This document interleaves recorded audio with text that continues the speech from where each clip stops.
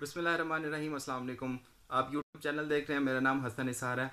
आज 6 दिसंबर है और आज बहुत खुशी का दिन है। वो इसलिए कि पाकिस्तान के chief justice of Pakistan Umar Ata Bandial ने जो है वो सुओ मोटो ले लिया है अरशद शरीफ के केस में।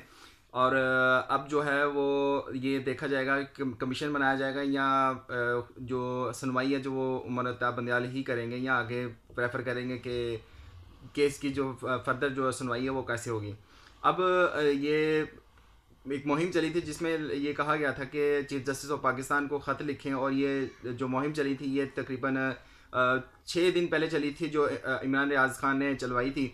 और इसमें बहुत से लोगों ने जो ना वो शमूलियत इख्तियार की थी। और अब जो है वो छठा दिन गुजरने के बाद जो आज 6 दिसंबर है और आज मंगल का दिन है। और चीफ जस्टिस ऑफ पाकिस्तान ने सुओ मोटो लिया है कि इसकी इन्वेस्टिगेशन की जाए अरशद शरीफ के केस में।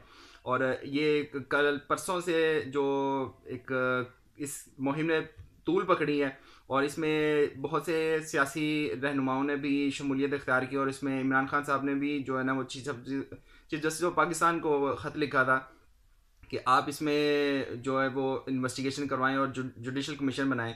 जो जवीया सदीक हैं जो अरशद शरीफ की वाइफ हैं, उन्होंने कहा था कि हमें सिर्फ अपनी अदलिया पे भरोसा है कि हमें इंसाफ जो है वो अदलिया की तरफ से ही मिल सकता है। और एक यही वाहिद अदारा है पाकिस्तान के अंदर जो इंसाफ फराहम करता है। और अवाम का अगर एतमाद अपनी अदलिया से उठ जाए तो फिर जो है वो मुआशरा जो है वो ठीक तरह से काम नहीं करता। हमारे बहुत से अदारों के ऊपर हमारी आवाम का जो है वो अपना एतमाद उठ चुका है।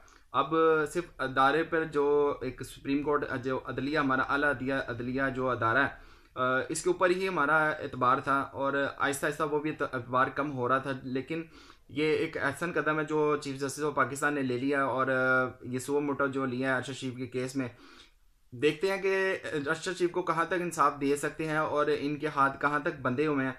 अगर ये हाथ खोल लेंगे तो आगे पाकिस्तान को लेके जा सकेंगे। यही अदारा जो पाकिस्तान को आगे लेके जा सकता है, क्योंकि बहुत से अदारों ने तो सिर्फ अपने प्लॉट्स बनाए हैं। और ये हमारा अदलिया जो है वो हमें इंसाफ से अपने जाना जाता है, क्योंकि हमारा जो दुनिया में शुमार होता है वो तकरीबन 150 से ज़्यादा जो ममालिक हैं उनके आखिर में जाके हमारा जो शुमार होता है इंसाफ के मामले में।